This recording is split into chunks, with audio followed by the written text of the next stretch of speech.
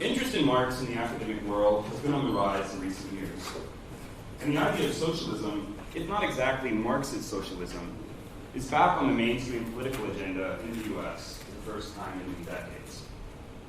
Marxian journals like Jacobin have received favorable coverage in the newspaper of record, and the youngest congresswoman in American history is a card-carrying member of the DSA, who owes her current superstardom in large part to her willingness to characterize or propose solutions to poverty and global warming as socialist.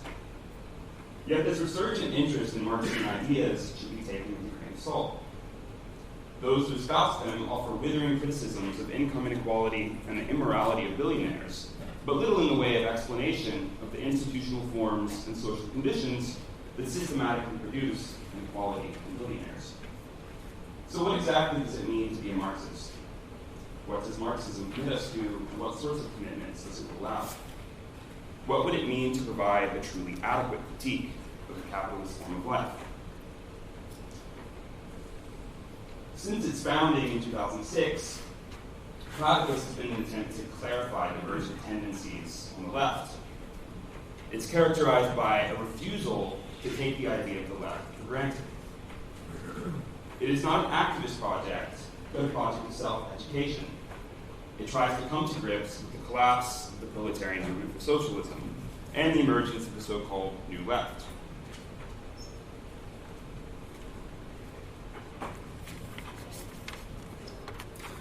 Platypus adopts Marx's principle of the ruthless critique of everything existing and refuses to assume that what calls itself the left today actually is the left. It seeks to retain the memory of a revolutionary left, grounded in an account of both the failure and the promise of capitalist social society. The question this raises, at least for me, is what would count as an adequate form of leftism? What would count as an adequate form of critical theory? How do we distinguish between the mere pretension to emancipation and actual emancipation? What is a critique?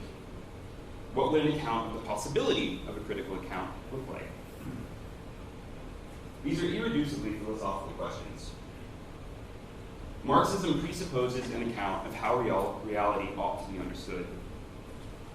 In taking issue with, say, Foucauldian discourse analysis or Althusserian anti-humanism, it is not just rejecting such accounts as late capitalist symptoms, but it is telling us that they get things wrong, that they fail to account for how things actually are.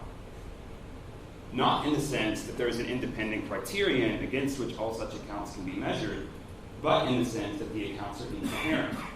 They cannot explain what they purport to explain. Marxism has metaphysical commitments.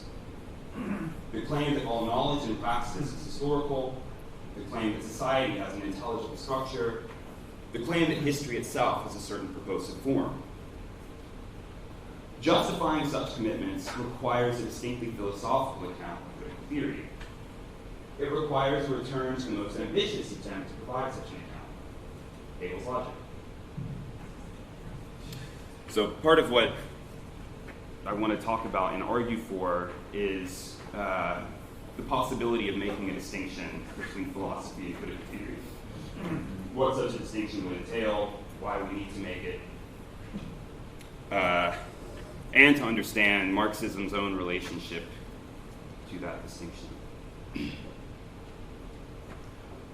So, German idealism. It might seem like an odd claim that Hegel is offering a critical theory or a justification of it.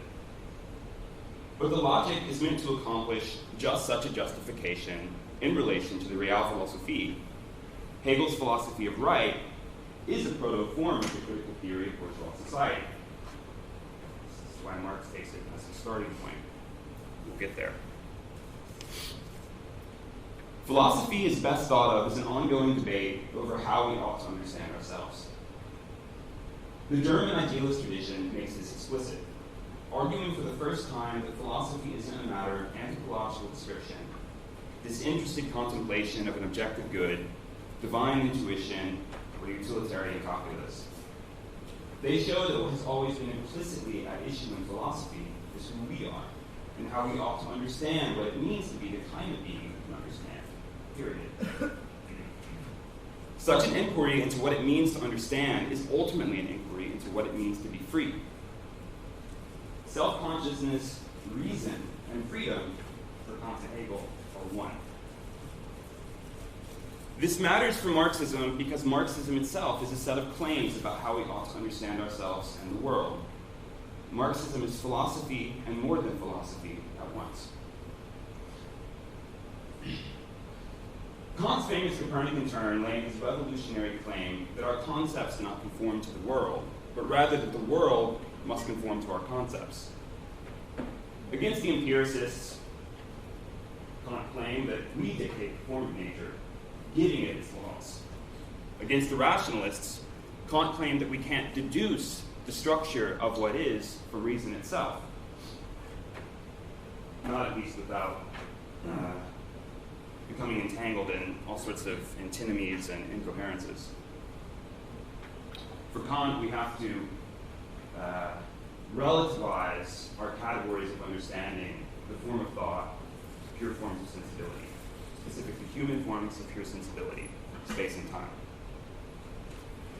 Simply put, Kant argues that all experience is self-conscious experience, that all perception is apperceptive. The apperceptive character of experience is a matter of judgment for Kant, which is the basic unit of thought. Concepts are not representational primitives or abstractions, but predicates of possible judgments that function as rules for judging. At the highest level of generality, such concepts are referred to as pure concepts or categories, which make the experience of determinate objects possible. That is, Kant's theory of concepts is meant to account for the possibility of experiential content, of how anything can be picked out and distinguished from anything else. As rules for judging, categories like substance and causality are required for understanding anything as anything, for taking anything to be the case. Such rules establish what ought to be judged and how experience ought to be unified. Accordingly, they are not psychological rules of thought or descriptions of regularities, but norms, normative proprieties to which we are self-consciously responsive in any possible experience. To say that experience is apperceptive is to say that in perceiving anything, I am aware that it ought to be perceived in some way rather than another. Ultimately, what it means to be self-conscious and free is to always be asking the question of what ought to be done and what ought to be believed. Hegel's critique of Kant. Hegel criticizes Kant's skepticism, his transcendental skepticism, claiming that Kant takes with one hand what he gives with another. This is the so-called thing in itself skepticism, that we can't know things as they are. We can only know them as they appear for us, through our pure forms of sensibility, and as conceptualized by the pure categories of the understanding. For Hegel, this move contravenes the transcendental apparatus's own claim to knowledge. Hegel rejects Kant's deductive method, the idea that we start from the fact of experience and then explain how such experience is possible.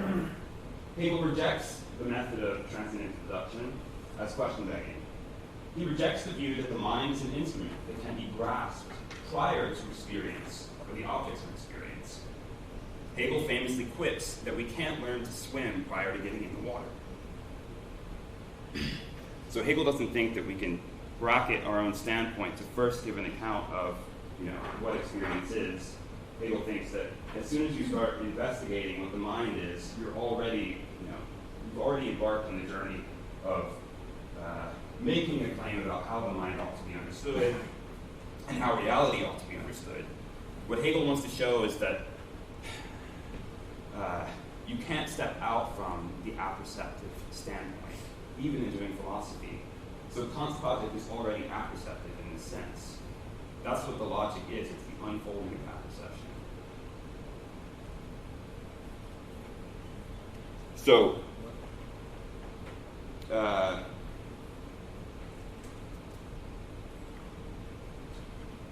this is a little bit of a vulgar way to put it, but Hegel eliminates Kant's sensibility, space and time, and attempts to radicalize the Kantian position. Hegel thinks that space and time in Kant's account are sort of an anthropological leftover. And Kant doesn't actually motivate the account of space and time that he gives. For Hegel, Kant just assumes, our empirical understanding of space and time, and then uses those to ground the categories of understanding. So for Hegel, this move is an unphilosophical move. Within the context of his own philosophy, Kant can't actually ground this claim. Hegel thinks that we can give an account of space and time, but that's the project of the philosophy of nature. And that involves investigating, what the form of space and time themselves are. So Hegel doesn't think that space and time are subjective capacities, that they're just specific to us, but they're constitutive of nature. They're constitutive of nature itself. So, how does Hegel radicalize the Kantian thesis about apperceptive spontaneity? Hegel ties the Kantian problem of determinate conceptual content, of how we can pick out anything as anything, to the historical problem of what it would mean to lead a genuinely free life. Getting the world right, in other words, will require that we get ourselves right. It will require a history of the failed attempts to get ourselves right. The phenomenology of spirit, I'll talk briefly about the phenomenology and then I'll talk about the logic in greater detail. The phenomenology of spirit is a demonstration of the practical impossibility of denying the identity of subject and object, or the constitutive role played by apperceptive spontaneity in rendering objectivity intelligible. Hegel shows that the specification of determinate content is ultimately dependent on the social and historical project of progressively realizing human freedom. For Hegel, Kant had successfully shown that any experienced objects must be self-conscious. To give a lecture, I must take myself to be giving a lecture. Such taking for Kant is not observational or contemplative, but is rather normative and provisional. In giving a lecture, I do so in light of the norms that govern how lectures ought to be given. It is because I'm not simply observing myself, but am rather trying to act in accord with the norm, that I can always fail to do what the norm requires. Whether or not I am who I take myself to be is not simply up to me, but depends on whether or not I am recognized by other institutional participants as having succeeded. This raises the larger historical question of which institutional conditions would enable us to actually be who we take ourselves to be, for us to genuinely share our reasons for acting. The phenomenology of spirit ends with an account of absolute knowing, with an account of our recognition of the dependence of the form of objectivity on ourselves, on apperceptive spontaneity. Absolute knowing is nothing more than the recognition of the dependence of the object for its intelligibility on the social and historical process of collective self-constitution. In recognizing that we are the source of the authority of our norms, we also recognize that substance is also in truth subject, or that what it means for any object to be an object is for it to be taken as one by us. This does not dissolve nature in the subject or result in the devouring of objectivity by subjectivity, but accounts for the very intelligibility of the externality and existential independence of objects. But Hegel doesn't think that the phenomenology of spirit is enough. The phenomenology gets us to the point of the practical impossibility of denying subject-object relation. From our standpoint, given who we are, given what we're trying to do, we can't coherently deny this. This is how we must understand ourselves practically and historically. But Hegel takes this a step further because it could be the case that even though that's how we have to understand ourselves, that might not actually be how things are. We might just be trapped in an illusion forever. This is what necessitates the transition to the logic. And the claim in the logic will be to show the logic is an attempt to give an account of the thought of thought. It's an attempt to understand what it means to think the thought of anything. So Hegel wants to disabuse us of any skeptical worries, any sort of prison complex worries about being trapped in a box or in a set of illusions that we can't escape from. Hegel wants to show that thought is fundamentally identical with reality itself, that being in thought are one. It's one thing to say that, but it's a difficult claim. What the logic purports to demonstrate is one, what must be true of objects for them to intelligibly be objects, and two, what must be true of subjects for both subjectivity and objectivity to intelligibly be what they are. As I said earlier, the logic is the logical unfolding of the inner structure of Kant's notion of apperceptive unity. For Hegel, Kant had successfully shown that any experience of objects must be self-conscious. The logic is an attempt to think about what it means to think. It wants to know what the content of self-consciousness is. The logic wants to know what it means to think the thought of anything. Given the general apperceptive requirement specified by Kant, thought thinking itself is an attempt to think the thought of thought in light of the norm that governs thinking, that governs how thought ought to be thought. What would it mean to think thought rightly, to think thought as it ought to be thought?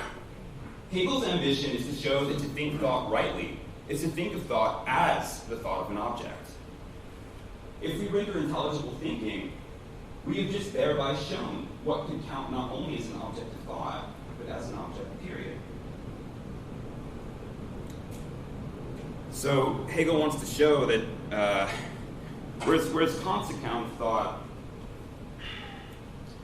is relativized to objects, Kant wants to show how thought and the pure forms of sensibility can be grasped as a unity. Hegel wants to show that you don't need to demonstrate the applicability of thought to objects. All you need to do is give an account of thought. One way to describe the distinction in terms of Kant's own project, Hegel wants to get rid of what Kant calls a transcendental deduction and just provide a metaphysical deduction. So the metaphysical deduction for Kant is just an account of the categories of the pure categories of the understanding, the categories required for rendering objectivity intelligible. The transcendental deduction is then supposed to show how those categories are necessarily applicable to the pure forms of sensibility, space and time. Hegel doesn't think that we need a demonstration of the applicability of thought to objects. Hegel thinks that if we give an account of thought itself, to truly give an adequate account of thought is to give an account of the thought of an object. And if you've done that, then you've just given an account of an object. You've shown what objects must be. So there's no separation.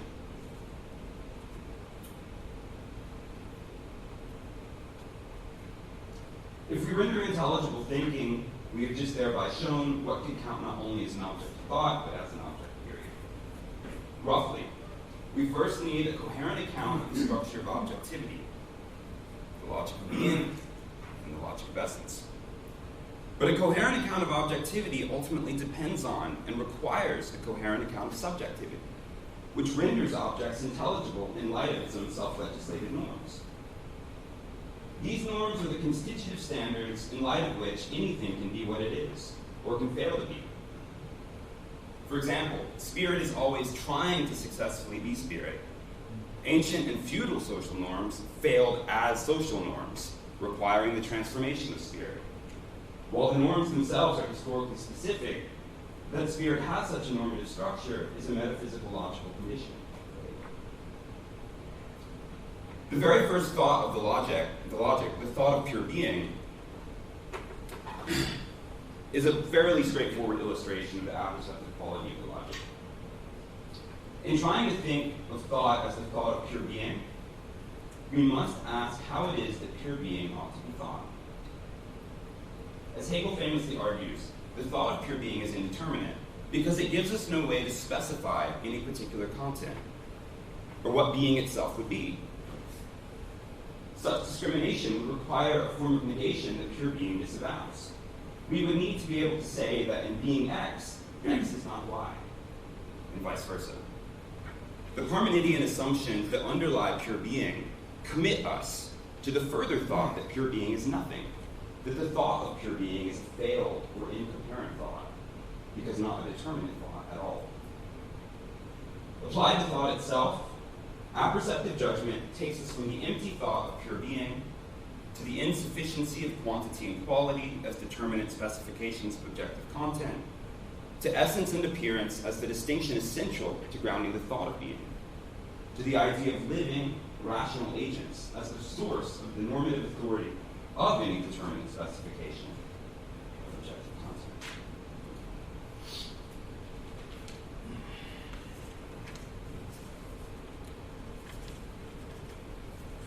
So, any notion of being will be a concept of being. We cannot get outside of or appeal to a notion of being that would exceed the bounds of sense without just saying nonsense.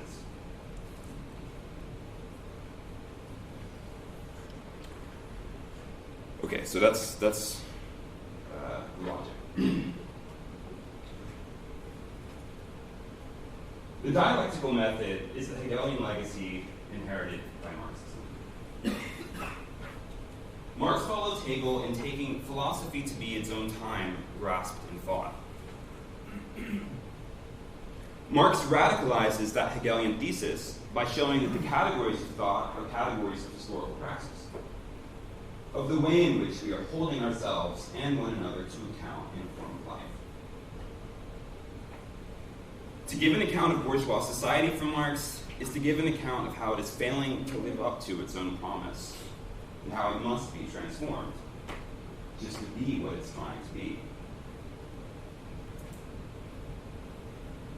But Marx thought that Hegel's method was also, in important ways, distorted. A failure had to be cleaned up. I'm going to quote a passage from the postface of the second edition of Capital. The famous passage. My dialectical method is, in its foundations, not only different from the Hegelian, but exactly opposite to it. For Hegel, the process of thinking, which he even transforms into an independent subject under the name of the idea, is the creator of the real world. And the real world is only the external appearance of the idea. With me, the reverse is true. The ideal is nothing but the material world reflected in the mind of man and translated into forms of thought. For Marx, Hegel failed to grasp that the categories of bourgeois society are critical categories, indeed self-critical categories, and that as such, they make a claim on us as social actors. The account of bourgeois society in the philosophy of right is held to take Hegel's own account of rationality for granted, which is then used to justify specifically bourgeois institutions.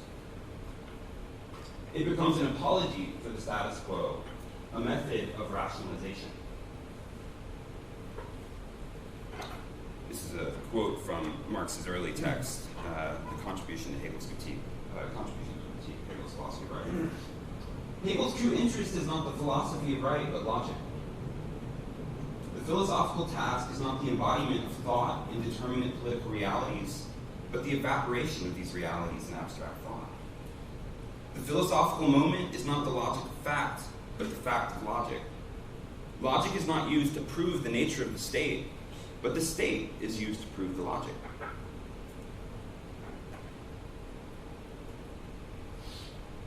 But already, notice in that last line, logic is not used to prove the nature of the state is used to prove the logic. That points to an abuse by Hegel of his own logical method, rather than a rejection of that method by Marx. This criticism that Marx provides has been variously taken up within the Marxist tradition, and I'll just provide a brief survey. In 1922, Lukács had followed Marx's critique, claiming that spirit in Hegel is a metaphysical ruse, an extra-social entity that drives the dynamic of society and history. Lukács seeks to relocate this force in class antagonism, famously arguing that the proletariat becomes the subject-object of history in the movement for socialism. And for Lukács, he refers to the Hegelian notion of spirit as a mythological form. Postone articulates his own critique of the Hegelian program, breaking with Lukács. For Postone, Hegelian spirit is just a back projection of the alienated dynamics specific to capitalism onto history as a whole. In Postone's account, spirit is reducible to capital without remainder. And finally, Adorno, who was offered the most ambitious critical theoretical guide to reading Hegel in his Hegel Free Studies and throughout his entire body of work. Here's another quote. This is from Hegel Free Studies. Persistent involvement with Hegel teaches one, and this is probably true of every great philosophy, that one cannot select what one likes from his philosophy and reject what one finds irritating. It is this grim necessity and not an ideal of completeness that makes Hegel's claim to a system a serious and substantial one. The truth of that claim lies in the scandalon, not in its plausibility. Hence, rescuing Hegel, and only rescue, not revival, is appropriate for him. It means facing up to his philosophy where it is most painful and wresting truth from where its untruth is obvious. The most important and famous expression of this sort of critical methodological claim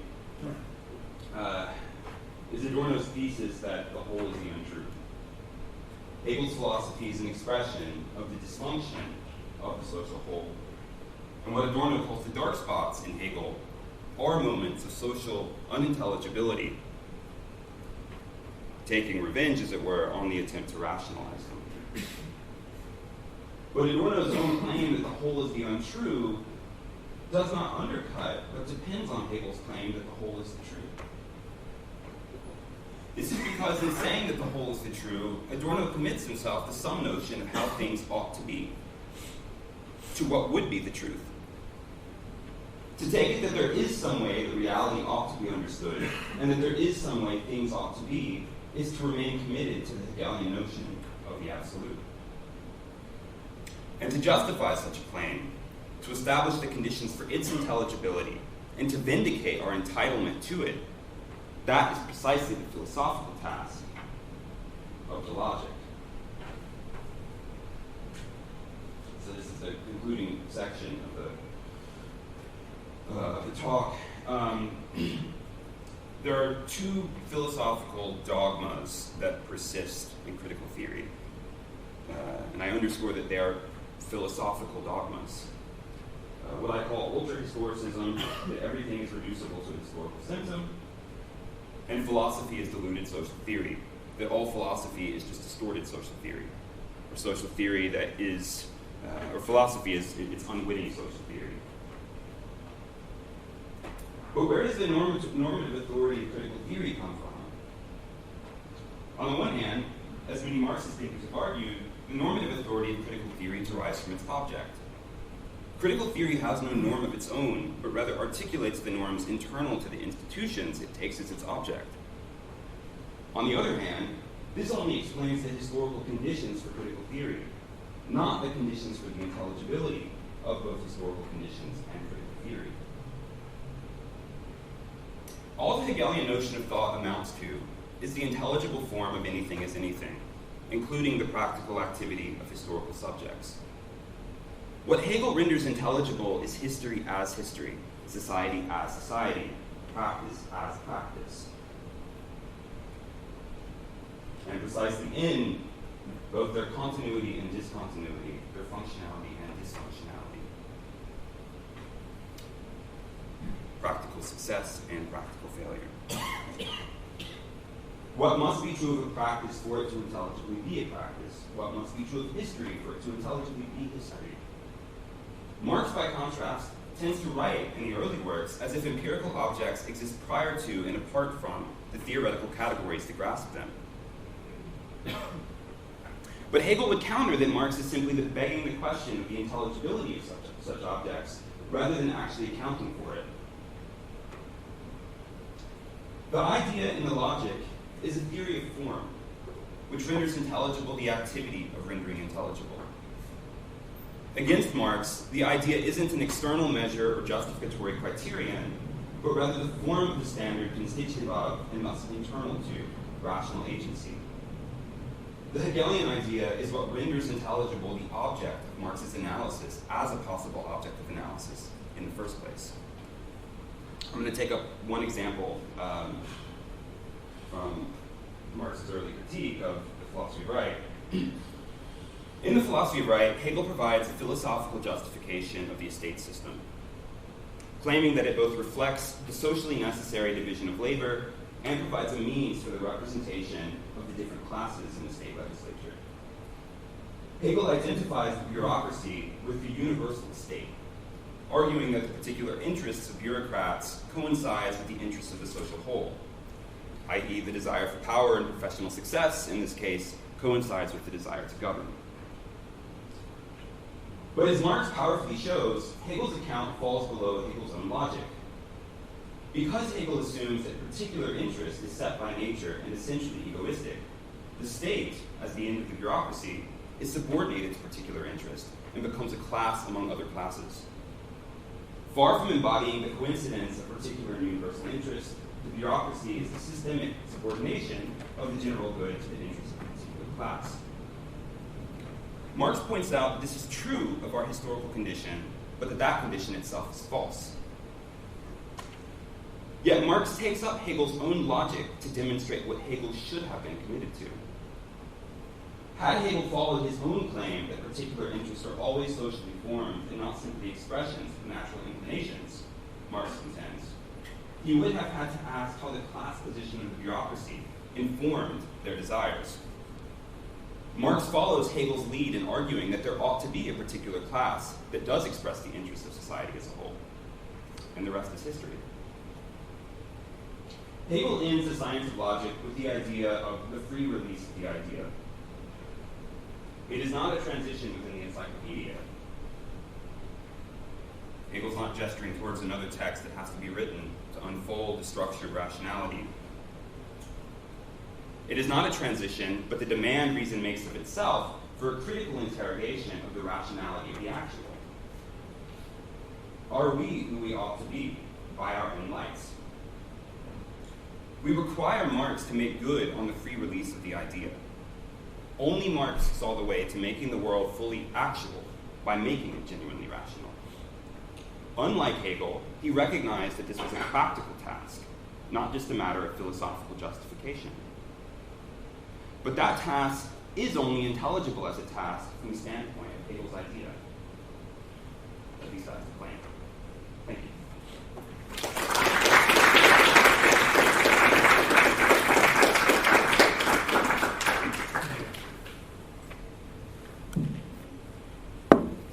Richard. Yes. So I'm going to assume that people know about somewhat about them. Oh. Yeah.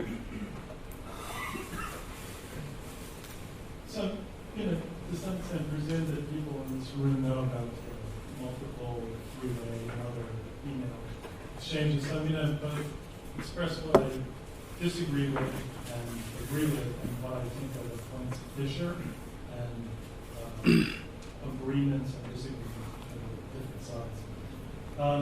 Contributing. I'll speak for myself. I'm not contributing. I'll speak for myself. Go ahead. You are like God. I have a really negative theology. So the first point, since you talk a lot about Kant and Hegel, right? So I would say philosophically, like one of the issues is about like relationship to Hegel, right? And so one of the fundamental issues of disagreement between you and the rest of us is that you seem to minimize the break between Marx and Hegel. Right? That's why I said before in New Haven, I accused you of it sounded like a kind of inverted Althuserianism. Yeah. But Althusser exaggerates the grades of break, exaggerates the break, and you seem to downplay it too much. In terms of like Kant and Hegel and the question of sort of thought being equivalent to reality, right? So again, my philosophical position would be more sympathetic to Kant there. right? Like in the question, for example, of space and time, I think that Kant, and I think that science of nature, which really flows in many respects from the logic, is a complete mess and a dead end, and his influence in Marxism and dialectics of nature by Engels is a problem. And even in Kant, I would say, well, Kant, to my case, philosophical case, went too far in a rational structure. So in his theory of space and time, it seems to me, he capitulates too much to naturalizing Euclidean geometry and Newtonian physics. And there's a problem in terms of the 19th century development of non-Euclidean geometry and Einsteinian physics, and like a sophisticated neo-Kantian like Husserl has dealt with that, interestingly. But the other point is, so there are two other points which I want to raise. One is a point where I'm actually in strong agreement with you. And Omer was before saying, we were talking about this book, and he says, well, you make a distinction between history and logic, right? And I said, yes, and Jensen would too, and I think that Hegel would, right? That logic is a category for understanding history. It isn't reducible to history, right? This is a book about the history of logic. It's not about the truths of logic, right? But the truths of logic are ahistorical, whereas, of course, logic is a human procedure or philosophy. We're in agreement there, and that goes to the question of the ultimate historicism. The final point I want to make, and this is maybe the fundamental point, because it's about Platypus, is the question, do you see a political state in this, right? And this is where I am highly skeptical about the political states in the actual history of Marxism, about philosophical proceedings.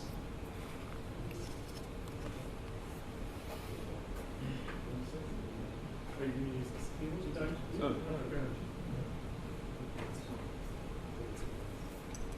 Oh.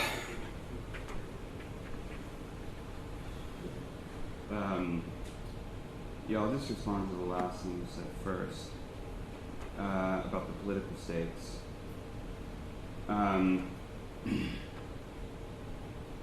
Yeah, I think that philosophy is already involved in the political states.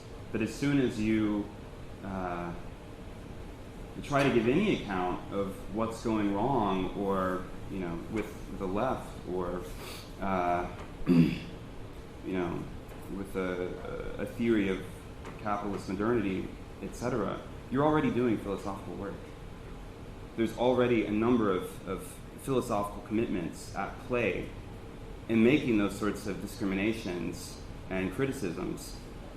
So I would just say that, this is just making explicit what's already implicit in what we do. That's the sort of point of, turning back to the logic, is to ask, what are we already doing philosophically? It's not a matter of, we should be doing philosophy. It's a matter of the philosophy that's already ongoing and operative, and the sorts of political distinctions that we're making, and the sorts of critiques that we're providing. So, the actual political, there's not a causal connection between philosophy and politics. It's not like having the right philosophical position, is going to engender, the right movement or the right political position. It's a highly mediated relation. You're claiming the opposite, correct? Having the wrong philosophical position leads to bad politics? I mean, that would be the same causal relation inverted. I'm saying that there is no causal relation in that sense. I reject that. I mean, when I look at the, important philosophy. Sorry. Can we just grab a second? So one of the examples, so if you look at like Trotsky versus Stalin, certainly an important battle, or I don't really see that there was any fundamental difference in philosophy. You look at Lenin and the Mensheviks, right? Like Lenin's biggest philosophical battle was with fellow members of the Bolshevik faction.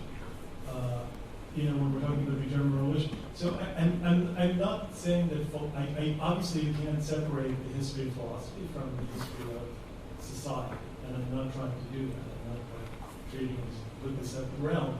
But I think that there is, to my mind, almost a superstitious belief among people who care about philosophy or in Marxists generally, that somehow the reason why we do philosophy is to get the politics right.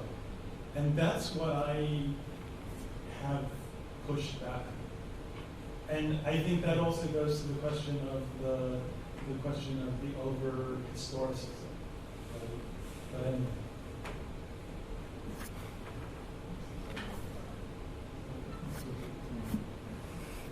Yeah, so I'm going to deal with it at the level of philosophy, actually, which might not be correct. Because I think your account of German idealism is good. You know, when we have arguments about Kant and Hegel, I'd recommend your take on Kant and Hegel as a good kind of Platypus take on German idealism. I think the question becomes like, what does it mean for Marx to treat German idealism as in crisis? Which for you it seems to be like a methodological, philosophical problem, and I think it's deeper for Marx. And I think one way to get at it is, you know, Adorno makes the claim that the whole is untrue. You know, in another essay, on Note on Dialectic, Marcuse, I think, frames it better, which is the whole is true and untrue. And you know, the point, the way I read that is that the whole is, the kind of dialectical claim of that, is the whole is untrue precisely because it's true. That what stands in the way of realizing the idea is the idea itself. Not in the sense of falling below the level of the idea, but every day at the level of, you know, and this is my thing, are we not Hegelian enough, really? I think, in some sense, we ask, what is a concept? Well, people know what a concept is, they use it every day. That we think, in some sense, Hegel is the kind of backdrop of our lives, whether we realize it or not, that we think Hegelian every day. So what Marx is doing is not simply like, it's not the same Hegelian problem with the idea. How I put it is the odd is self-contradictory, right? That it's not just simply reality falling below the level of the idea, but the idea is getting in the way of the idea. That's the best way. I would like you to deal with that. Yeah, I mean, I think that that's an accurate statement of Marx's actual theoretical practice. It's on the level of his theoretical self-understanding and his characterizations and descriptions of what he's doing that I think that there's a tension. With respect to your point about the nature of the crisis, it's. I mean, as I tried to emphasize, you know, I think that the important, and this also goes back to Richard's complaint that I'm an inverted Althusserian.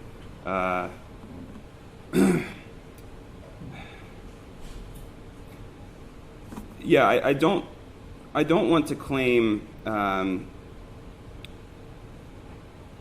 there is no break or that the break is just sort of a methodological nature. I mean, actually what I would want to say is that the importance of the break is its practical importance, that that's what really matters.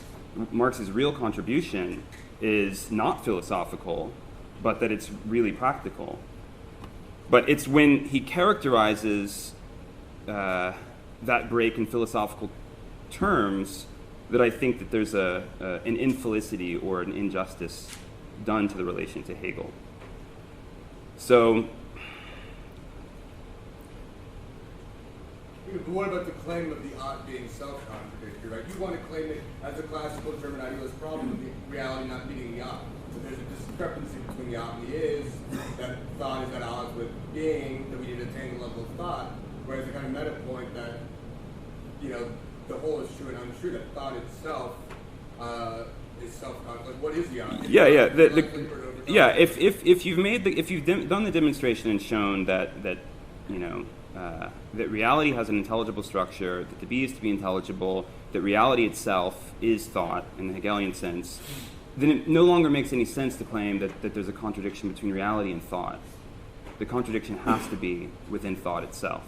I have a specific point that I was trying to figure out how to enter into this. And my specific point would be a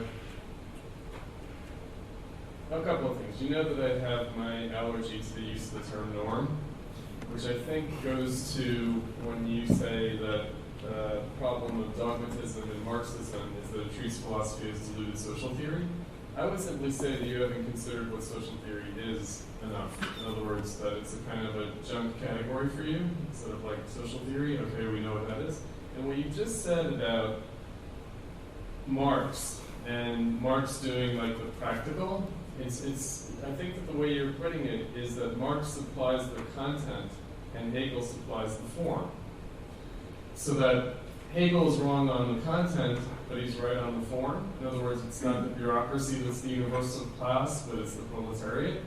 And I feel like that's really underthought on your part. Like, you haven't really thought what the proletariat is for Marx. It's not a universal class in the same way that Hegel was trying to claim that the state could represent the universal. And so when you say, the dogmatism of Marxism is ultra-historicism without giving an account of what history is, right? Because that's what you're saying. You're saying it's ultra-historicist but somehow fails to reflect on what historicism is. I would say no, it's precisely the opposite. The reason that it appears ultra-historicist is that actually Marx is saying what history is, not just providing content for what Hegel said history is. Right? So this is the kind of idealist materialist thing. It's kind of like Hegel gives you your idea and Marx gives you your material. And I think that you need to think about that more. Well, that's like a kind of undialectical resolution of the whole thing. I would reject that description of my position in as much as I don't think that Hegel is giving the form. I think he's giving an account of the form, of any form. So that's a very different point. I agree with that. Marx has Hegel does not get the form of bourgeois society right. So in that sense, there is a formal grade. Marx is doing both a formal and a contextual critique of Hegel. But the point that I'm after has to do with the account of the thought of thought. It's the account of intelligibility itself. Which, and you think Marx disagrees with him on that? Well, in the sorts of passages that I quoted from the second post-face to capital, the second post-face to capital. Oh, okay, second post-face. Yeah, Not the critique of the philosophy. No, but there's a deep continuity between the basic position towards the idea and towards the logic in both of those, passages. Marx says that he's inverting Hegel, whereas, for Hegel, the idea produces reality out of itself. Marx is starting from, and there's a deflationary way to read that, and I agree that it should be deflated. But we also need to clarify what the right position is, what the right account of the idea is. When you read exact opposite or inverted, when you read exact opposite, you neglect what exact means. Right? In other words, you just take opposite to be like flat opposite, and it's like, no, he says exact opposite, which actually means not the opposite. No, it's important. In other words, I don't think that Marx is sloppy, neither as a young man nor as an old man. What is the philosophical position that Marx is espousing? What is his methodological claim? That's what I would ask. Just give me an account of what that is. I would say it goes back to where you started off, which is deduction versus induction. I would reject that distinction too. Hegel would entirely reject that distinction. Okay, I wasn't using that distinction. I was quoting your distinction, which is that Kant is deductive, and then Hegel attacks that without you ever specifying where the inductive is in that process. Hegel's providing a developmental deduction. Okay. He's not opposing induction. What's Marx doing by comparison? With respect to that.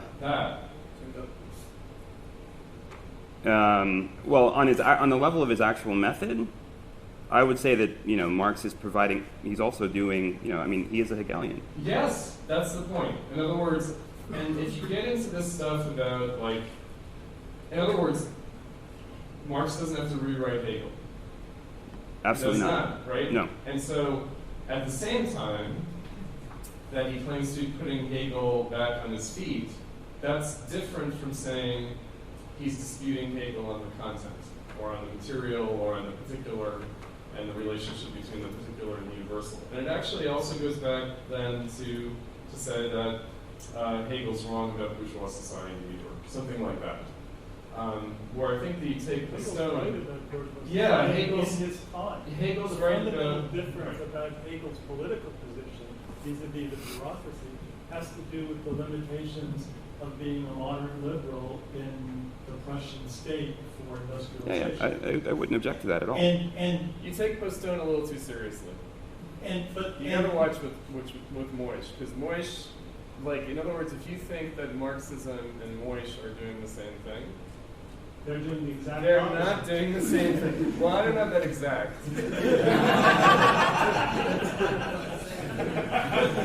Okay, so I'm going to take it from a less, or outside of just the more historical, less questionable.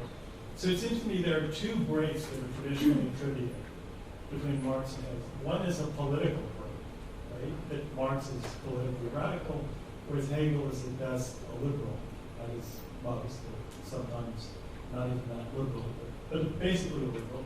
And the other is a quote, what is short-circuited by describing it as materialism. But that self-description comes from Marx, right? And this is the other part of the philosophical characterization. And the third point is, it's not like Marx is the only inheritor of the problem of Hegelianism in the 19th century, the whole philosophy history. So what happens is, no one really is able to sustain the Hegelian system, right? That's the other question that one has to ask. Why did the Hegelian system collapse, right? And so Marx is actually one of the more sympathetic inheritors of Hegel compared to the other great 19th century philosophers who essentially reject Hegel, right?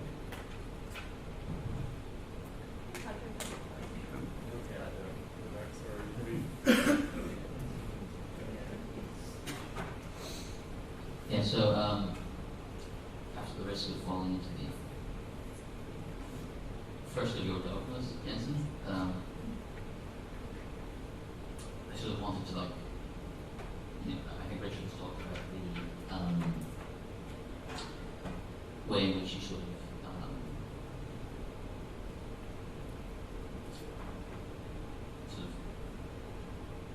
underplay the yeah, the sort of like break between Hegel and Marx. While sort of you seem to sort of perhaps overstate sort of difference between Kant and Hegel. At the same time as you sort of seem to pose a sort of more historical understanding of the sort of difference between Hegel and Marx as opposed to between Kant and Hegel. And I sort of wanted to maybe pose that in a way, sort of perhaps as a way of getting at the distinction which you mentioned, I think, but which is sort of maybe you can maybe state more fully this distinction you make between philosophy and critical theory.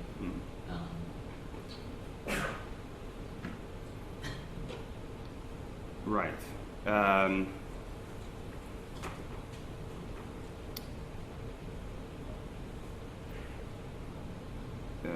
Yeah, so the point that Richard made earlier that I don't account for, I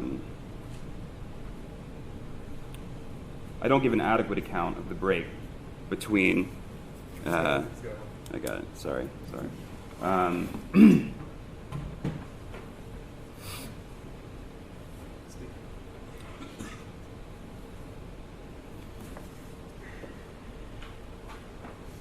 Could you repeat the criticism, Richard, about the Marx-Hegel relation, level of the difference?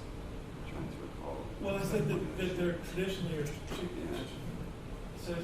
they're traditionally given two rights. One is obviously it's a political distinction between Hegel and Marx, which Marx is a radical and Hegel is a liberal or a moderate liberal. But the other is the quote philosophical description, which Marx himself, and it's problematic, says, well, he's a materialist and Hegel is the idealist. Yeah. And the question of like how you understand that self-understanding. Good. Of Marx. Right. Yeah. So I would say that Marx's position clearly isn't self-evident because there are any number of interpretations of it, many of which we would all disagree with. Right. And so that raises the question of how Marx ought to be understood, how his relation to Hegel ought to be understood. That's the level on which I'm pitching this sort of interpretation. But the idea with respect to the sort of philosophical break between them, I would never want to position Marx as the materialist as opposed to Hegel's idealism. I would want to say that it's a disagreement within that idealism itself. And that what Marx is attempting to do at his philosophical best is to clarify what the actual stakes and implications of Hegel's idealism are. So, even in the text that Marx wrote when he was in his 20s or whatever, the point there isn't just to disagree with Hegel on, an empirical basis and to say you're misdescribing these phenomena. No, he's saying that you get all of this right, but your account embodies a contradiction that you yourself are not giving an account of, on the one hand, but he's also saying that that Hegel fails to actually understand how his own idea shapes political reality, that he fails to understand what the implications of the logic are for the real philosophy. I mean, the object became different from Marx, though, right? That in some sense. Yes, that's part of the claim, but there's also a philosophical claim involved. I'm not saying there's not a mutually exclusive relation here between political and philosophical claims. I'm just saying that there are both, and that the philosophical claim is going to have some purchase on us so long as there's any disagreement, there's any question as to how Marx's relation to Hegel ought to be understood. So let me make one statement and then ask you a somewhat different question. One is that there's still a problem, to my mind, though perhaps not Chris's, that they're still accounting for the misdescription on your account that Marx gives of his own philosophical position. It's the use of the term materialism by Marx and Engels and all their followers Lenin. You have to account for why they are misdescribing what the philosophical difference is. That's one thing. The other question I want to ask, which is somewhat different, so contrary to Padre, I agreed with you on the description of the difference between Hegel and Kant. I had no disagreement. I didn't think you overstated or misrepresented that distinction. Oh, I wanted to address that too. Yeah, go ahead. But though I tend to come down on the Kant side instead of the Hegel side, but that's a separate issue. But one of the things, the question I wanted to ask is, what do you think of the claim by Gillian Rose that people like Lukács and Adorno failed to be insufficiently Hegelian because they were really neo-Kantian? Hegel Failed to be sufficient. Sufficient. They fall back into They neo-Kantian. fall back into neo-Kantian, and Lukács and Adorno specifically. Yeah, I mean, there is a tendency towards a philosophy of finitude a la Kant, especially in Adorno. So I know you're that's an unpopular sympathetic to opinion. Gillian Rose's claim. Yeah, that there is a tendency towards a philosophy of finitude, especially in Adorno, a la Kant. That's what I would. Say more about that, though. What do you mean? What, philosophy of finitude in what sense? Because he's not Heideggerian. No. But he has to explain why Heidegger exists. Yes. Isn't that where Which Heidegger- doesn't mean that he's adopting a philosophy of finitude. I don't mean finitude in the same way that Heidegger would. This one works. But specifically address Yeah, the yeah. neo-Kantian claim, which is Gillian Rose's. Yeah. No, I'm thinking about it. The best way to the point. Because essentially it's Okay, I mean, one way of putting it. critical theory as neo-Kantian and failing to be adequately Hegelian. That's the other side. Yeah, so this might be a little bit too telegraphic, but I guess one way to put the point is that when Adorno says, yes, sometimes when Adorno characterizes the non-identity between concept and reality and consciousness and social being, I agree with Chris's deflationary reading of this. I think that's how Adorno ought to be understood, but I don't think that that's how he always understood himself and what he was doing. I think that there is a tendency, there's a twofold tendency in Adorno. On the one hand, Adorno is critical of the very notion of conceptuality and tends to identify conceptuality as such with capitalist abstraction. I think that's a problem, and that doesn't exhaust the notion of conceptuality in Hegel's sense. This fails to understand concepts as concrete universals. That's one side of the problem. But I think that the related tendency, if you don't understand conceptuality or our historically specific concepts as self-contradictory, but as in tension with reality, that's a version of the, the idea that we're in a box from which we need to escape. But isn't it an expression of the contradiction? Reality seems to be antithetical. That is the contradiction in Yeah, but antinomies aren't real. They're only contradictions. So But if they're you also state them, real. Wait, this is the thing. yeah. Adorno's an essayist, so he has to use rhetoric. And so he's not going to ever perform the way But he's Hegel making performs. philosophical claims, and He's- he has to do justice to what he's trying But to the do. writing is never going to perform the way Hegel's science of logic does. It's just not going to. In other words, you're dealing with completely different genres. They're just not, ever. And so, Well, I don't know that the science of logic does what it's supposed to do either, though. I mean, on that level, I don't know that either of them are, fully adequate to what they're trying to say. well, that's a separate issue. What I'm saying is what they're trying to say. Adorno's just not speaking in the same register as Hegel, period. And neither is Marx. But the question is, why can't they, right? No, it's not about why can't. Why they choose not to. Yeah, I'm not suggesting. It's not But the like problem, involuntary. but the problem in Adorno's case is that he claims to be speaking in the Hegelian register. Never. that's This leads what up I to my don't question, see. guys. Sorry, this actually leads up to my question. We shouldn't forget Patrick's question about Yeah. the relationship between Kant and Hegel. Oh, but- good. Yeah. So my question is, you seem to, and it's like more of a broad view, broad question. Yeah. There seems to be like three different historical moments you're addressing. First, like a bourgeois emancipatory dialectic as it emerged in Kant and Hegel. Yeah. Second, the critical consciousness of its crisis and disintegration in Marx, and implicitly in Marxism.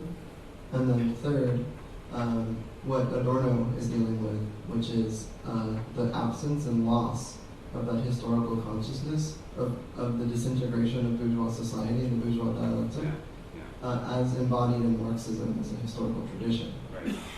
And so this links up to what Chris is saying, which is that really those three moments are very much distinct and they can't really perform what the others are doing. Yeah. And it also links up with the question that Richard was asking about the relationship between philosophy and politics, which I think also you could address as well. But so the question would be like, how do you think about that, the relationship between those three historical moments? To connect that with the current Adorno neo-Kantian concern, about a month ago I sent an email to the list, and I'll just use the same example I sent out here. Theo and I had a very long discussion about this, about Adorno's reading of the antinomies in the Critique of Pure Reason and Negative Dialectics. And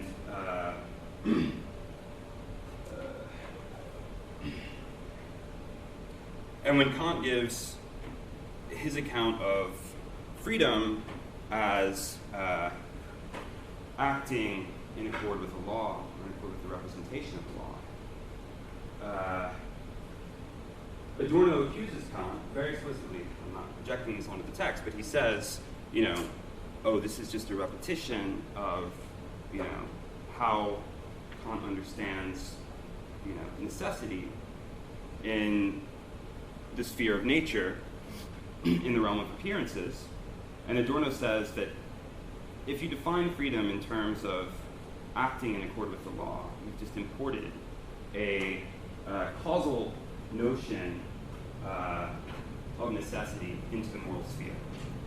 And this is his basis for saying that, and he even goes on to say that, in a footnote to this section, that, Engels inherited this understanding of freedom as, acting in accord with the law, that this was disastrous for the Marxist tradition. And I guess there are two important dimensions to this reading. On the one hand, and I think this gets to the periodization question, Adorno is saying that we've fallen below the possibility of a philosophy of freedom in the way that Kant was trying to offer. That we do live under historical circumstances where, this sort of moral freedom that Kant was defending, not only is it no longer possible, but that kind of rational necessity, acting in accord with the law, has itself become apologetic. And, Well, so this is interesting because I think for Adorno, like in his lectures, for instance, he holds up like the crisis of the Second International, like Yeah. both at the beginning with the crisis of the First International and at the end, as examples of how bourgeois society in the Industrial Revolution actually progresses below itself, and also potentially beyond itself. And so it's not just like a positive return to Kant, and it's not just like a rejection of Kant, but he's saying like we haven't overcome this problem still. And I entirely affirm that understanding of Adorno and even what he's doing, but I would also say that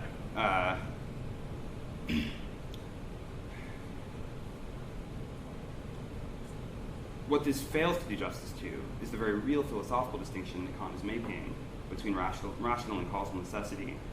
And that formal distinction, that can't be upended by historical experience. Because then there would be no agent there to have the experience. There would be no agent there to be dominated. There would be no agent there who is unfree. You can't be unfree unless you're free. That's the fundamental point. And there is no notion of freedom. There's no coherent notion of freedom independent of the Kantian notion of lawfulness. That's the German idealist point. And so this is why I would say that, that Marxism is philosophy and more than philosophy at once. Yeah. That's just the identity problem. In other words, maybe Adorno is trying to say that, and he's skirting precisely the incoherence that you're accusing him of, which is to say that there's no free agent that can claim that they're suffering from unfreedom. And I think that If that's true, then we couldn't have this conversation. But wait. Okay, so that's the first step. The second step is there's no being free. There's only being potentially free. In other words, there's no being free. You don't have to be free a priori. And this is why in our debates, I accuse you of naturalizing a kind of bourgeois agency that wasn't there for Antigone or whatnot. It's simply not there. In other words, it's not that a Greek society failed to be free in the way that it could have been. It couldn't have been. Oh, I agree with that. But we wouldn't be able to understand them as part of our history unless there was something like rational agency that binds them in the same way that it binds us. In totally historically specific way. In a very kind of basic sense. Yes, that's all I need to get off the ground. Right. That basic sense. That's the concession of the point. That's all I need, though. That basic sense is what we're talking about. I know, but no one's saying that you don't need that. No one's saying that you don't need that. But if we do need that, then there is a philosophical point to be made. Yes, and Kant and Hegel made it. Yes. Okay, so that's that. We're not talking about that. We're talking about Marxism. And does the problem change? Is there a problem of freedom in capitalism that was never experienced prior to capitalism? That's really the point, because it gets to the issue of what the proletariat is and isn't, and how socialism is not the realization of the proletariat, but the negation. Right, but when you have competing accounts of Marxism, but when you have competing accounts of Marxism, many of which are, anti-idealist, anti-freedom, Yeah, but we can all that aside. We can pretend that all that doesn't mean anything, because in 10 years, no one's going to be talking about that stuff anyway. So let's just proceed. Okay. I'm going to make a point which will sound quite different, but actually is quite compatible with what Chris said. So one of the things historically that's interesting is bourgeois society is the first society that uses a concept of laws of nature. But, which is obviously a kind of projection onto the natural world. So we speak of capitalist laws, Newton's laws, etc., laws of thermodynamics. That concept of law there is a projection onto nature of some concept that actually emerges with bourgeois society. So pre-bourgeois society doesn't have that concept. It doesn't think of nature obeying laws. But obviously, there's a difference between a law of nature, and the laws of the Prussian state or the law of value. Because those second categories are changeable through human agency, And different kind of necessity. It's a different kind of necessity. It's rational necessity as distinct from causal necessity. Yes. Right. And the distinction that Adorno denies, he denies Kant that distinction. He refuses to allow Kant to have that distinction. Who, Adorno? Yes. But He But explicitly it's doesn't. within a particular historical yeah, context. there's a reason for that It's a argument. historical, like, in other Otherwise, words- it would be patent nonsense. In other words, for Adorno to dispute that, Adorno doesn't say, though, that here in our historical moment, there is no rational necessity in this sense. He makes a philosophical claim. No. No. He doesn't need. He doesn't need to say that capitalism has produced the world as it is. In other words, after Auschwitz, he doesn't have to say the reason why he's saying what he's saying. He doesn't. So I mean, this is maybe kind of a general question about what people feel like. Is that materialism, idealism distinction that Marx makes? I mean, I've struggled to kind of try to understand that. And the way I kind of view it is like that quote from Marx where he says, man makes history but not under conditions of their own choosing. And so it's like everything we do is conditioned by history and these social factors, but it's not necessarily determined absolutely by them. And so there's that element of freedom, that possibility of revolution or change or something. And then but I think a lot of times it gets understood as this debate about whether is there an objective reality outside of our mind? Yeah. Probably, yeah. I'm just curious what people think about that, Jensen or anything else. Thanks.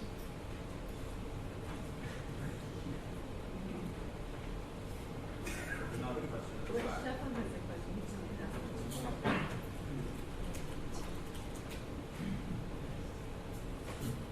Thank you.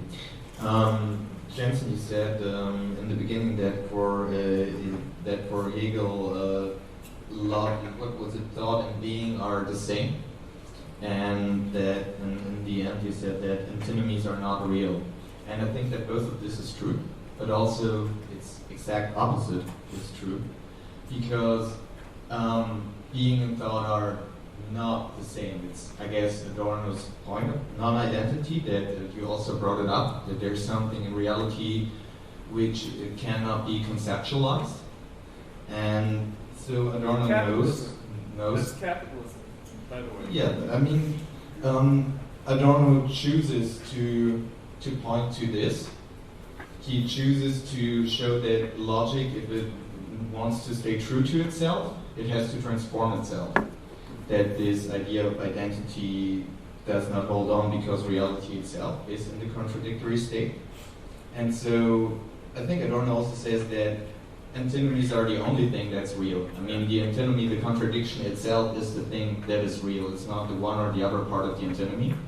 And you seem to phrase it differently. So my question is, why do you choose to point out this? Why do you think it is important to point out that Adorno has a one-sided reading of Hegel? What do you think is the important point for us to understand for doing Platypus, working on the death of the lad?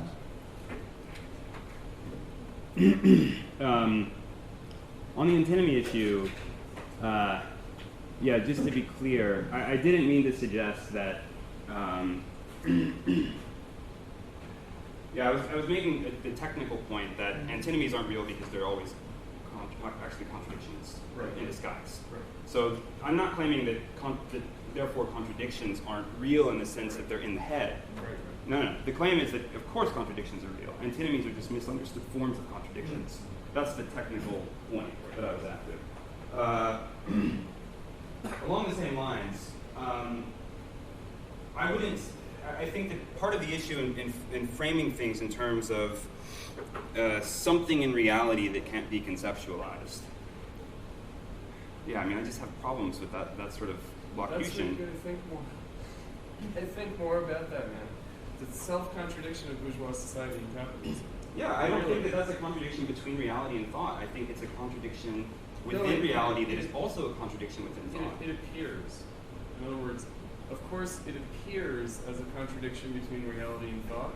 That's actually a self-contradiction in thought and a self-contradiction in reality. But there still is the initial appearance that then needs to be developed further. And the initial appearance is, Adorno uses very traditional Marxist language, so social being and consciousness. But you can't say, because he uses those, he never interrogates what they mean, right? In other words, he inherits from Marx an understanding that consciousness is self-contradictory, social being. In other words, the whole Hegelian thing is there. What do you think? But I mean, The fact that there are vulgar Marxists who think that, oh, social being and consciousness are actually two separate things is irrelevant, because Marx and Adorno don't think that. so it's just a matter of indifference that there's this left that's pressing this alternative interpretation. No, it's not in of indifference, but the point of the matter is the left is not a philosophical problem. It's a sub-philosophical problem. Right? In other words, we could say that there are things that we need to... Maybe. But the point being that if we adopt a kind of Marx-centric view, then the point would be that there is such a thing as misunderstanding. There is such a thing as misunderstanding, especially after the 20th century. And I don't think that the left's problems are due to misreadings of Marx. I do not think that. I don't think that they're due to that either. Right. But I think that is certainly not so much. This isn't an exegetical question. It's not a philological question. Right. This is a matter of how the project of Marxism ought to be understood. But then it begs the question of like true consciousness, right? You're interested in truth, the question of true consciousness and adequate consciousness. And I think about Adorno's lectures, he's talking about false consciousness, and he says nothing exists except false consciousness to this day, right? That it's always going to be false consciousness. Well, that's a claim he takes to be true. Yeah. Of course. Yeah. I don't know what... It's only what it means. In other words, the question is what it means, and I sympathize with Jensen's investigation. In other words, that you have to interrogate what these things mean because their meaning is not immediately apparent. That's true, of course. And you can't have a naive reading of Marxism, absolutely. Yeah, I just think if you want to resolve it at the level of thought, right, there's an adequate, ought to Marxism, whereas I feel like Marx's point will never grasp the thing adequately. It would always be in terms of misrecognition or false consciousness, which to you seems like, I guess, that you can't have a theory at all. Which makes me think of, there's a Hegelian critique of Adorno, right, that Habermas brings up, that to have a theory of the untruth of society would be a theory of the impossibility of theory, right? And then Habermas takes up that might be kind of aspect of truth to Adorno. Or maybe put another way, I wonder, Jensen, whether you think that we need an idea of communism to achieve it. I wouldn't say that we need one in the sense that there is an objective good out there that we have to contemplate in the right way. No, not that way. Yeah. The idea. I would say that in struggling for something, you're already developing an idea of it. Developing, but... Yeah, but that means you have it to some degree. But this came up in New Haven. It's a question It's a determinate idea. Yeah, and it's a question of the relationship, as in, for example, Rosa Luxemburg argues that, when one realizes reform, actually, there's a greater, the rift between reality and the revolution of capital and the consciousness of the struggle for socialism is actually greater, right, as those ideas are realized. And so the question is the conservative character, actually, of bourgeois ideology and of the ideology of socialism, and what the relationship of that is to the crisis and revolution of capital. Sorry to just jump in. That's good. Yeah, I would say about the indeterminacy of the idea of communism that we have. To be an idea at all, it has to be minimally determinate. Minimally. Yeah, but that's that's really all I'm saying, though. But then you accuse Marx and Adorno of having an insufficient idea. No, I'm saying that, but by virtue of their work, we can help to clarify to ourselves what that idea ought to be. I'm not saying that they're wrong. Right. Julia Mitchell's point, which is that any socialism is going to come out of a concrete form of capitalism. In other words, the fact that we might always be slightly altering our idea of socialism and communism only has to do with the fact that capitalism keeps concretely reconfiguring Yes, itself. I would affirm that. Right. It's a concrete universal. That's, So I just wanted to ask a maybe slightly more specific form of Richard's initial question, which is what can you clarify the relationship between philosophical positions or philosophical judgment versus political judgment? So I know you brought up Pistone as an example. Does Pistone have bad political judgment because he believes that spirit is, he philosophically holds the view that spirit is reducible to capital, and therefore, there's been abstract domination all the way back through bourgeois society, and therefore there's no revolutionary contradiction. Like, is that why he has bad political judgment? Or is it because, or does he think that because he has bad political judgment? And so I was wondering if you can clarify that first, and then second, off of Chris's last question, could you address the role of, how we're supposed to situate or not supposed to situate class consciousness in this conversation of, philosophy versus political judgment? Right. Yeah, with respect to the philosophy versus critical theory question, again, I don't think that there is a causal relationship between philosophical judgment and political decision-making or political actions. What I would say is that philosophical premises open up, shape, contour sets of subjective or practical possibilities. That it's a field of vision, as it were, that allows things to show up in certain ways. It allows certain, possibilities to appear. It shuts other possibilities down. So in this sense, you can have a very bad philosophical position and, strategically do a lot of right things. That's totally feasible. Alternatively, you can have a really great philosophical position and do everything horribly. Those are both, possibilities entailed by the position that I'm advocating. So it's a highly mediated relationship that philosophy has, both to critical theory and to political action. Yeah. So let me follow that up and ask, in terms of the three-way discussion, so what is the end of philosophy? Why should we do philosophy? It's an open question. It's not, because it is raised by this conversation. Why does philosophy matter, and why do we do it? Well, yeah. If on a more local historical level, part of the point of developing class consciousness, if part of the point in developing class consciousness is to be able to understand ourselves in such a way that it makes the possibility of transformation, of transforming ourselves, greater. So Similarly, is philosophy then a kind of anthropology, a very refined, abstract anthropology, instead of social theory? no, it's the logic of reason. I mean, it's the knowledge of the absolute, of the truth.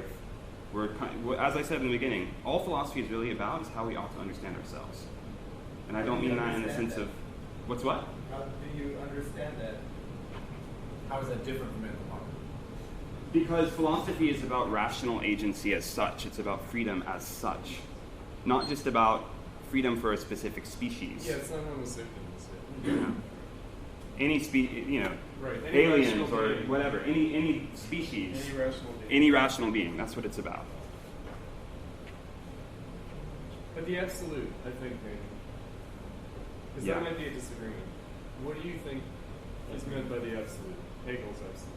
Well, part of what, at the end of the talk, when I said that, at the end of the logic, in this famous claim, Hegel says that the idea releases itself. It's the free release of the idea is how he characterizes it. And this is just after he's articulated, his view of the idea of the true and the idea of the good as the basic form of a rational life. That we're always preoccupied with the question of what we ought to believe and what we ought to do. For Hegel, knowledge of the absolute, it is ultimately a contemplative vision. It's for professional philosophers who occupy a specific position in society. And, he's very explicit about this. For him, it is about knowledge of the truth, and, because of constitutive class divisions, only a certain class of people will ever have access to this information and this standpoint. That's extremely deflationary. In other words, that only Yeah, but makes I'm not stopping there. I wouldn't stop there. I'm trying to make the case for why we can't just settle with the Hegelian conception of the absolute. We have to go beyond it. I mean, because I take it that part of what Marx is claiming is that you can't actually come to know the absolute contemplatively. Part of what it means to actually have the absolute is to make society itself absolute. This is actually where I lose a little bit of patience, because I feel like then you've turned the entire thing into a purely epistemological question, which it just isn't. No, I don't think Right? that. I don't think. No, in all seriousness. The absolute is both a practical and a theoretical matter. But it's the true and the good. But it's beyond the true and the good in that it's freedom, right? It's Which the for free. Hegel is the form of the true and the good is the form of freedom. Okay, Sure. I want to interrupt you as follows something you said about any rational being. So it doesn't seem to me that Marxism is about. Yeah, Marxism is not about any rational being. It's not even about. It's about a species of rational beings. It's about a specific species, not A human specific beings, in a historical very specific historical period. It's Yeah, Marxism really would. I mean, so that's. We are a species of the free genus. And to defend it, remember Trotsky's point that this is the expression of the first single cell organism emerging. And that's what socialism is about, is the emergence of the first single cell organism in that story. And that there's an understanding, even of Trotsky, this is about life in general.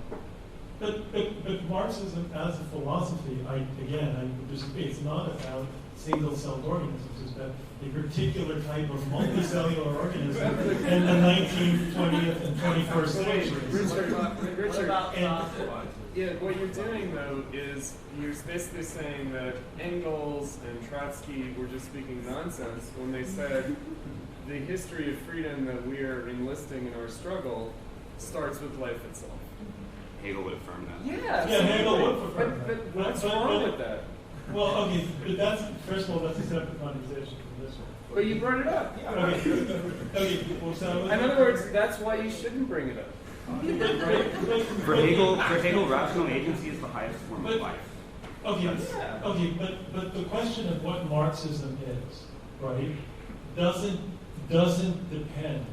I mean, I agree, right, that historically, right, that conception of human life and human is embedded in the totality of nature. In fact, that's a point that I've constantly stressed. However, Marxism as a practical philosophy actually separates itself from a large part of that narrative. Right? We begin the story for Platypus. But it specifies it. It doesn't separate itself. It just says it specifies it. Yes, it focuses on it, and it focuses on it to an extent that, for example, the transition from, say, Newtonian physics to Einsteinian physics really has no relevance to Marxism. No relevance? Or just is unspecified? It's unspecified because it has no relevance to the practical task. I think that's false though, because it's also bound up with the absolute. I mean, science is an attempt to know, who we are, to know what nature is. I and who we agree are. that that's true from a Hegelian standpoint.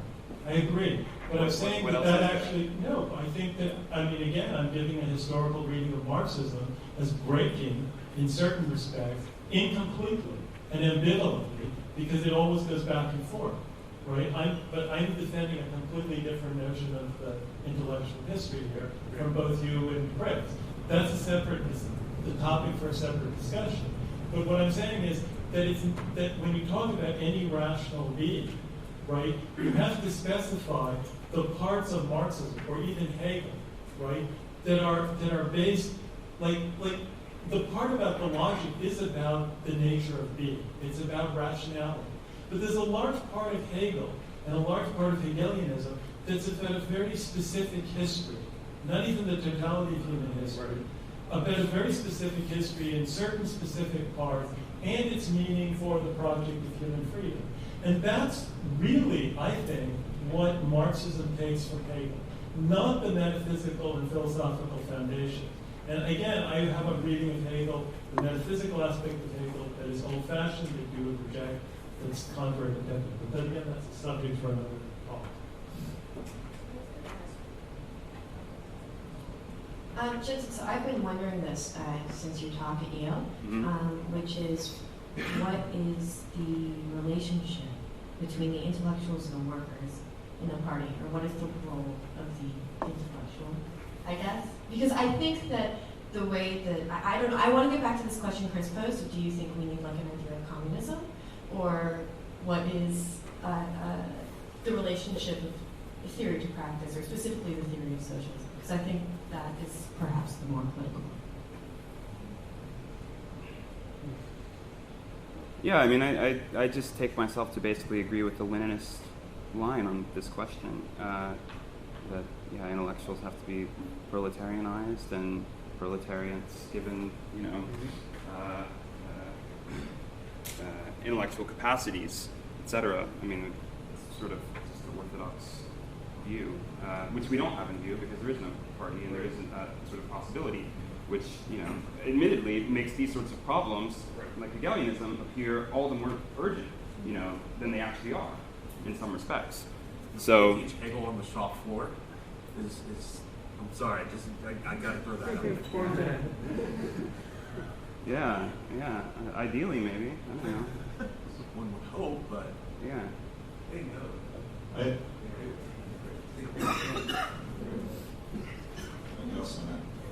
Because I had a question that just jumps off of that teaching on the shop floor, which is sometimes when I hear these debates, I'm reminded of the early Marx debates with different young Hegelians. Yeah, right. Like Bruno Bauer. And I was thinking of this passage in the Holy Family where Bruno Bauer says, well, the problem with the workers is they don't recognize the social character of their property, that they can make greater claims in society. And Marx goes, well, don't these people know about private property? I mean, there was actually something blocking the dialectic in some sense. And I guess, thinking later when they kind of go, well, we left that stuff to the gnawing criticism of mice, that they're pursuing the proletariat, there has to be some kind of break there that just can't be that they continue to apply Hegel in a new situation, just merely apply it, that they're saying that there's actually something, and the young Hegelians, they probably know Hegel better than I'll ever know him, right? I mean, they seem very well, so I don't think it, yes, they will. So I am still missing where, like, why is Marx just applied Hegelianism? I'm still missing where, like, Danny, what do you the think the difference. break is? So you're saying... I think the proletariat, the dissolution of society, I think it's made it such that you can't just continue to pursue the Hegel's project, that there's actually something that's blocked our ability to do so. And that's what's meant then by the idealism there, is that he has an ideal, and the return to materialism is more a symptom than just them trying to correct Hegel. Yeah. No, I mean, I would agree with all that. I don't think that Marx is just an applied Hegelian, but it's an attempt to, inherit the Hegelian project. So in that sense, it's practical, critical, theoretical, and it's philosophical. And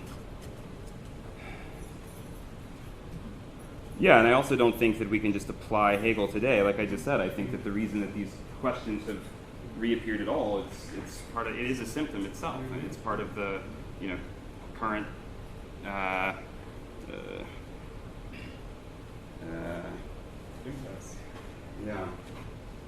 The impasse.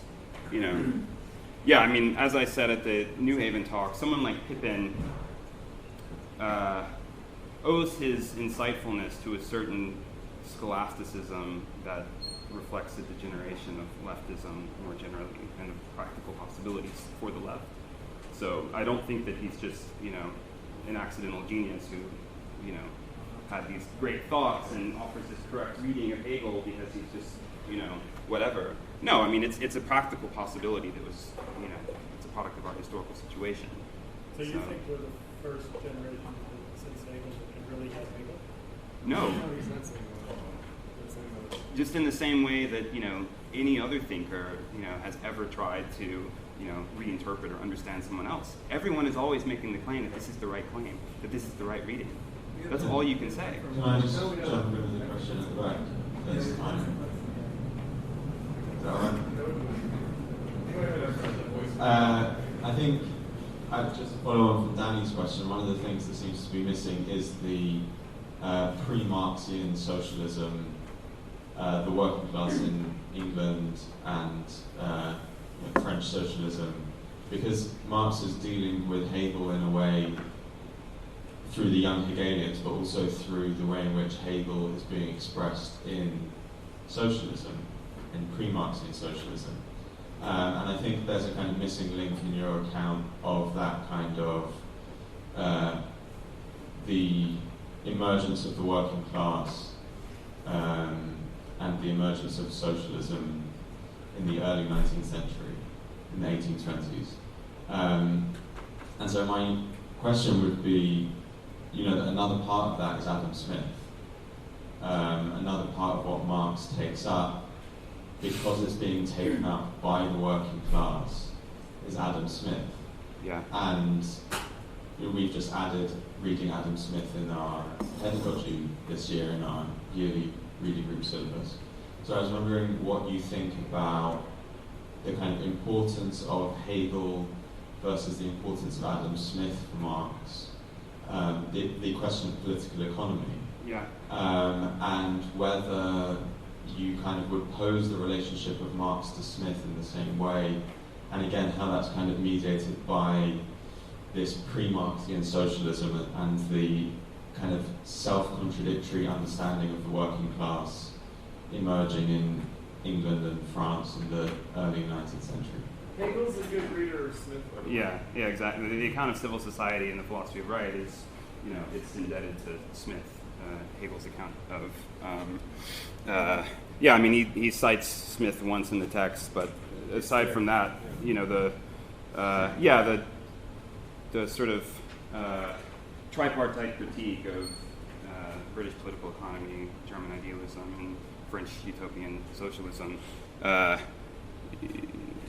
Hegel has a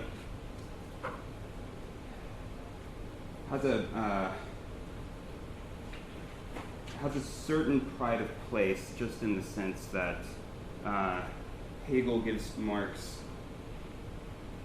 the methodological resource for providing a sort of self-reflection on the production of these theories, and for also providing the kind of historical account of their emergence, that Marx ultimately offers. So, I think that all three are important, but that's the reason that Hegel has pride of place, is because that's the mechanism that in combination with, the historical condition was obviously the emergence of the working class and the expression of their discontents in and through the Industrial Revolution, but Marx's he's both understanding that by providing a critique of Hegel, by showing what's already contradictory in Hegel, but he's also employing Hegel methodologically, because Hegel does grasp history. He does understand that there's a historical dynamic that underlies these tendencies. And Hegel does offer an account of society as a historically transforming form. And that's what Marx takes from Hegel to provide this sort of critical account. So that's why I would say that Hegel has pride of place, theoretically, within that project.